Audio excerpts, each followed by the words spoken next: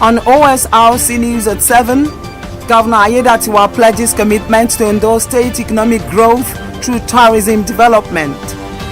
President Tinubu extends condolences to Benue over loss of 72 lives in deadly attacks, plans meeting with service chiefs.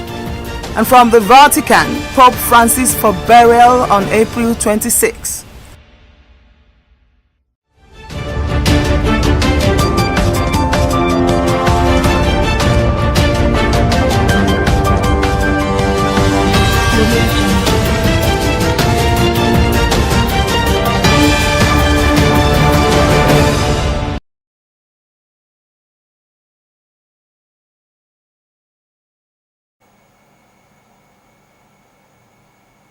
Good to have you joining us on the news at 7. My name is Adewimpe Akindele.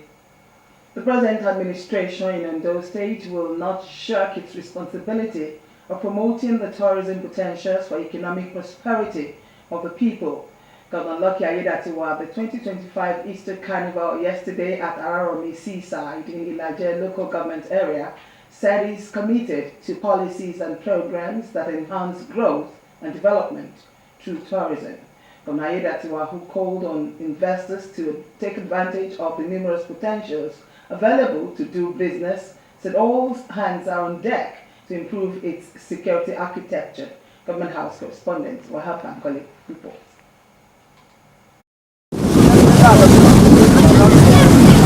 The setting was the Araromi Seaside in Ilaje local government area of Ondo State, as Governor Lucky Ayedatiwa, accompanied by his wife Oluwaseun and other top government officials, joined residents of the state to mark the Easter Carnival in style.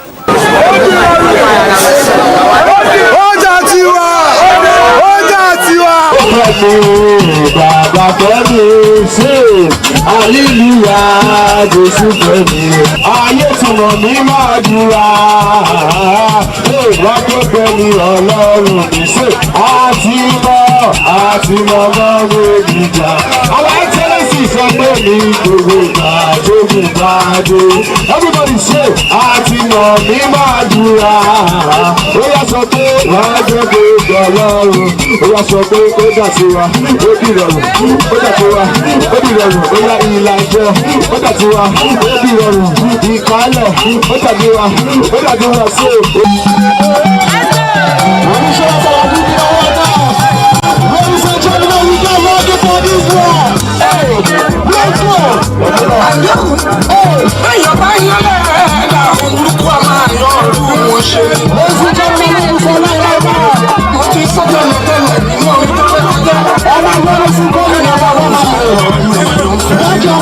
Governor Ayedatiwa, who congratulated the Christian faithful on the occasion, reaffirmed his dedication to a better state. The governor, who joined residents from across the state to celebrate Unity at the beach resort, recited his dedication to grow every sector of the state's economy. It has been like a tradition for most people that have beach in their location.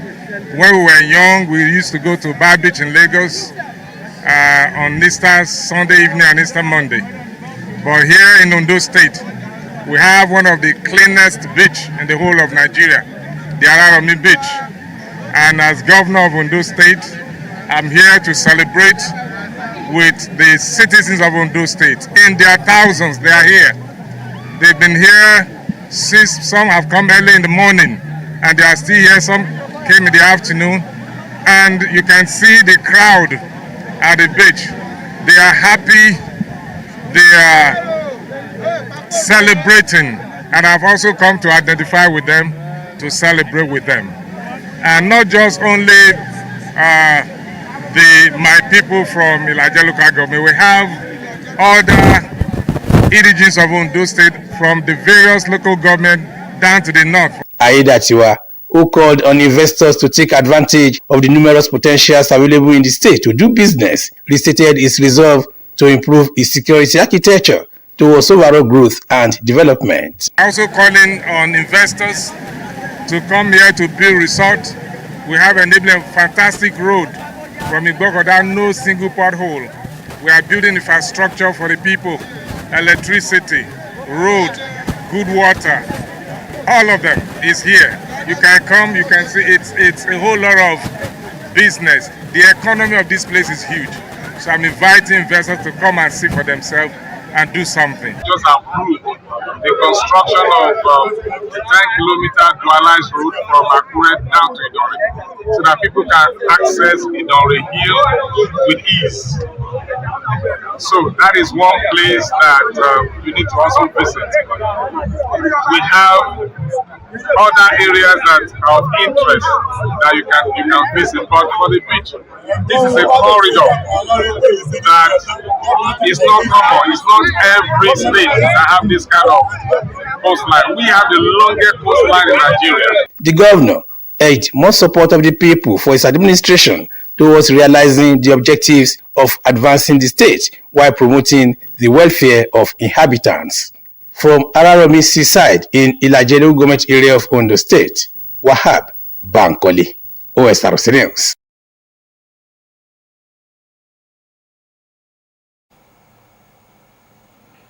Nigerians are calling for the Naira for crude policy to be made permanent, citing its role in stabilizing fuel prices and supporting the growth of local refineries.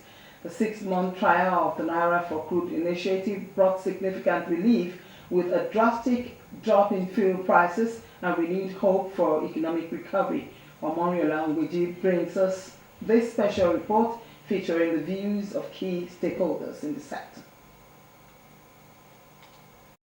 On October 1, 2024, the Nigerian government launched a 6-month pilot of the Naira for Crude policy. The initiative was born out of pressing concerns, including foreign exchange shortages, the need to strengthen the Naira, promote local refining, ensure energy security, and reinforce economic sovereignty. The pilot phase officially ended in March, leaving the government at a decision point on the policy's future. A social commentator, Olatubosun Awe, emphasized that any decision taken must reflect the collective interest of Nigerians. Financial experts Olawale Ijalano and Rotimi Ogunleye weighed in on the potential consequences if the policy is reversed.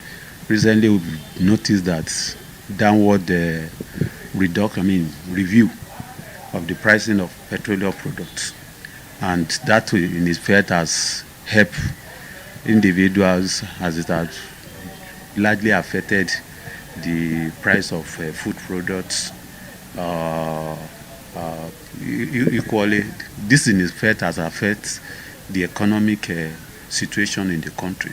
On April 9, 2025, the Federal Executive Council approved the full implementation of the Naira for Crude policy, highlighting its potential to support sustainable local refining and reduce the country's dependence on foreign exchange. Vice Chairman of Petroleum Marketers Association of Nigeria, P-Man in Ondo State, Idowu Adebusuyi, applauded the move and expressed optimism that the policy would have a positive impact on the nation's economic development. The first 6 months, when they allows Naira for crude oil, for all the refineries across the country, the price of petroleum product eventually comes down, and people enjoys it, and the adverse effect was on so many things, transportation, whatever you want to talk about that is involved in the use of petroleum product, everybody enjoys it. But when the first 6 months lapses, it took federal government for some time to reconsider the issue, and the cost of reconsideration, the price rose up again to over 900. People started selling 935, which was the least. While the Naira for Crude policy has yielded visible benefits, including fuel price stabilization and a boost to local refining, its long-term sustainability remains under review. Omoriola Ngweji, Osrc News. In other news, at least 4 people were killed and 2 others were wounded when a group of armed gunmen attacked Ilesha Baruba Motor Park in Kwara State. A counterinsurgency expert who focused on the Lake Chad region, Zagazola Makama, disclosed this in a post on his X handle. Makama stated that intelligence sources told him that about 10 gunmen opened fire indiscriminately at people relaxing at a local joint late yesterday night.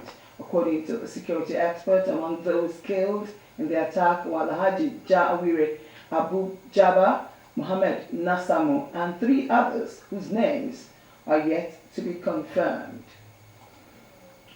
Similarly, 4 persons have been confirmed dead and several others wounded as suspected cultists invaded the Swali community in the heart of Yenagoa, Bayelsa State capital. According to reports, the masked assailants arrived in the community at about midnight in a Toyota Hilux van armed with assault weapons and started shooting sporadically at residents celebrating the resurrection of Jesus Christ.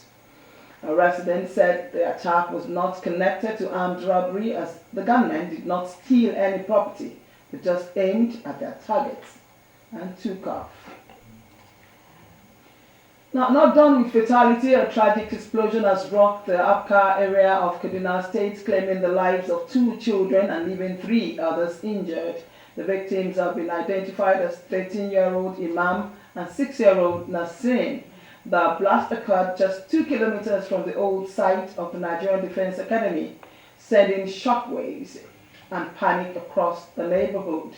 Eyewitnesses recounted the horrifying scene, with one resident describing how he attempted to rush Imam to the hospital, only for the boy to die on the way.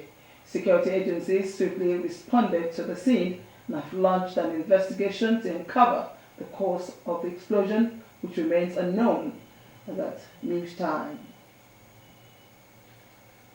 And still on violence and killings, the 4 branches of the Nigerian Bar Association, NBA, in Plateau State have asked that states be allowed to establish state police armed with weapons to defend communities in face of continued killings and growing insecurity threats.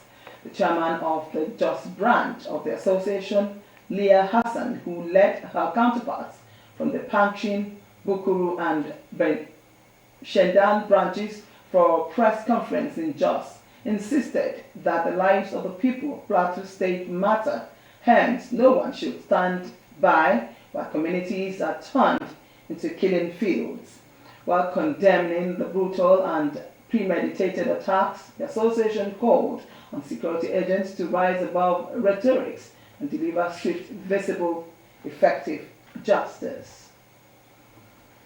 Now, towards curbing killings in the country, the Inspector General of Police, Kayode Betokun, has announced the immediate reorganization of the police mobile force, aiming to bolster internal security and enhance operational readiness. The directive was issued during a conference with PMF squadron commanders at the force headquarters in Abuja. According to the statement released on X by Force Public Relations Officer ACP Olumuyiwa Adejobi, the IGP emphasized the need to reposition the PMF in alignment with its original mandate.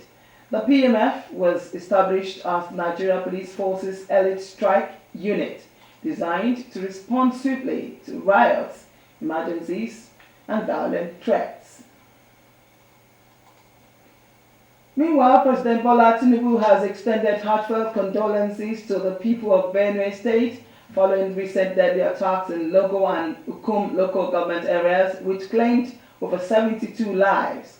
Delivering the president's message in Makodi, the National Security Advisor, Malam Nuhu Ribadu, said Tinubu stands firmly with the state during this difficult time.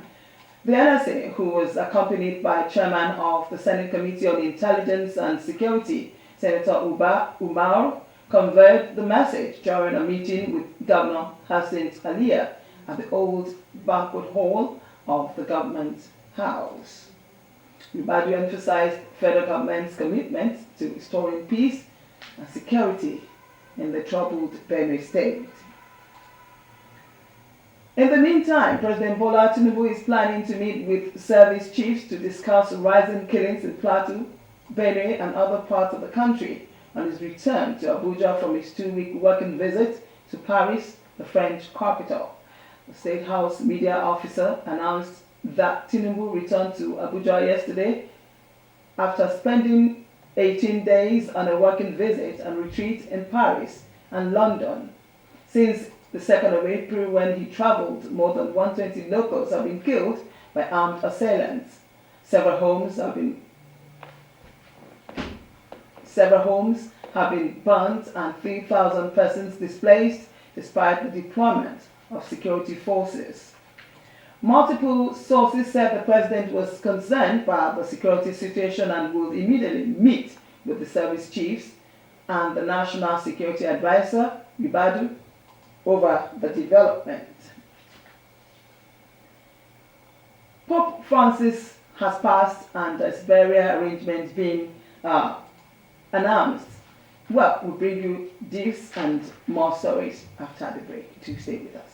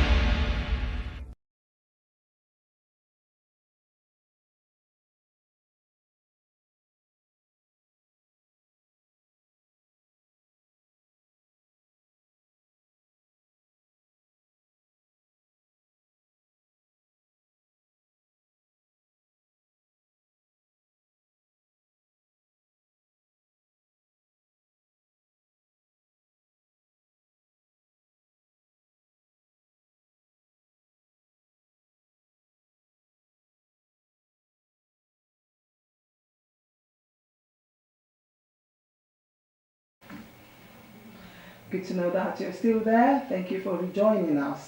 For feedback and comments, you can visit the station's website or live on our website www.osrc.ng, or follow us on Facebook at Osrc TV, and on YouTube you can subscribe to our channel Osrc TV Ondo.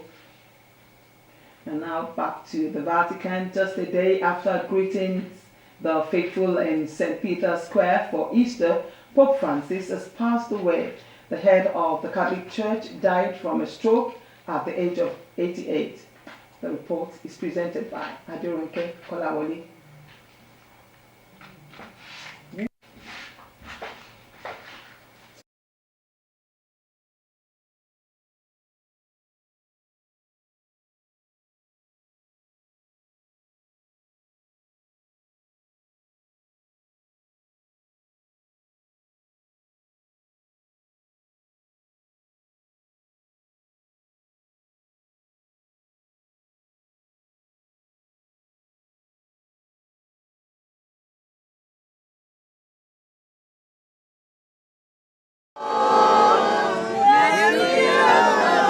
United in prayers and in their sorrow, these groups of pilgrims from Bolivia are paying their respect to Pope. Believers like them have come from far and wide to St. Peter's Square in the Vatican to mourn, including the Galligan family from the United States, who saw the Pope's final public appearance on Easter Sunday. We were very sad because here we saw him yesterday, in the square, but he did look frail, but we were so happy to see him. But we were supposed to leave on Wednesday, and because we found out he just passed today, we decided that we're going to stay longer and, God willing, be at the funeral. People here feel they had a personal connection with Pope Francis. The Pope had a burning attitude to same-sex couples and said that fighting climate change was a Catholic duty. He was at times accused of meddling in politics when highlighting the plight of migrants. Questions now is if his successor will steer the church in a different direction. I'm happy to have been able to work very closely with Pope Francis. And the program of Pope Francis was not his own. It was the program of our Vatican Council, the Council of the 1960s. And this is what he was implementing in everything he did. And this needs to continue and will continue. Above all, Pope Francis wanted to be a voice for peace. He phoned Gaza's only Catholic church every day of the war and repeatedly called for a ceasefire. His legacy is one of a Pope unafraid to take bold steps and courageous enough to rattle the occasionally rigid structure of the Catholic Church. Aderonke Kolawole, OSRC News.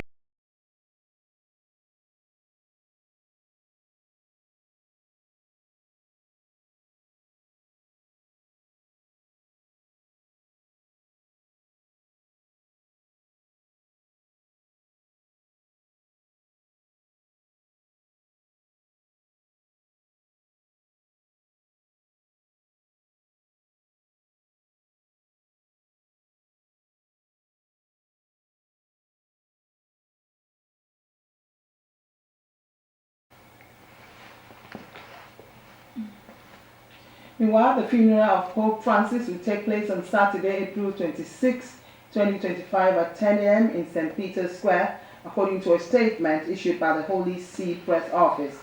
According to the statement, Dean of the College of Cardinals, Cardinal Giovanni Battista Re, will preside at the Mass, which will be celebrated by patriarchs, cardinals, archbishops, bishops, and priests from across the globe. The late Pope Francis' body will be taken into St. Peter's Basilica and then to the Basilica of St. Mary Major for entombment. Ahead of the funeral, the coffin containing the Pope's body will be carried from the chapel of the Casa Santa Marta to St. Peter's Basilica. And tonight I'm being joined on the news by a Catholic father. He's going to be talking with us on the modalities of choosing another pope and, of course, a lot of some other issues. Thank you for joining me on the news tonight, Father Augustine Iku. It's good to have you. How did you feel when you heard that the Pope died? So bad, but it's almost like we expected it because he was been sick. So what the passing of the Pope right now, because Pope was born 88 years ago, right? And he's the 266th Pope that we've had.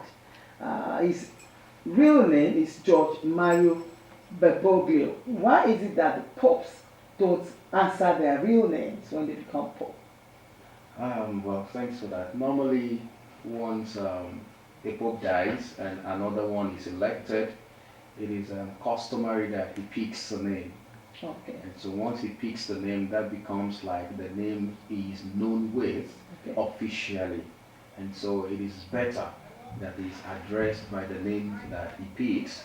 However, when a Pope dies, the Camerlengo, the one who confirms his death, goes to the Pope and calls his name. That is one of the ways that the death of a Pope is confirmed. The Camerlengo calls the name, and so this time around, the Camerlengo does not call the name that the Pope chooses. He calls the Pope by his baptismal name. He calls it 3 times, and of course, if there is no answer, he confirms him there. So the name that we call the Pope, it's not like it's a sin calling their real name, but since they are known by the name that they choose upon election, it is good to continue with that. So now that the Pope is gone, what does his passing portend for the Catholic Church or Christendom at large? Well, as the leader of Christianity globally, the death of the Pope leaves a vacuum, definitely. Yeah. And then at this point, the Church mourns the Pope, and then of course normally at the passing of every Pope, the Church mourns, and then enters a period of prayer. Pray for the soul of the Pope to rest in peace, and then the College of Cardinals will gather in Rome to prepare the conclave. And this is a sacred and confidential process by which a new Pope is elected. So I know that we have a lot of cardinals, those who are advisors to the Pope. Do we see this, any of the cardinals coming up, or the selection process, does it involve the cardinals? Yeah, cardinals are the ones who, well, even though technically, any baptized male Catholic is eligible to be elected as Pope. But in the practice, only the cardinals under the age of 80 are eligible to vote and to also emerge. That's talking about the health and stamina right now. Yes, of course, that's one of the criteria for any Pope to be elected, because of the age and the weight of the responsibility. It is expected that with the level of that weight, your age should be able to come with a stamina that is needed, your health, very important also. And then that age pegged below 70 has a lot to do with. There's so much that you must have also learned and experienced in the church, especially as a cardinal.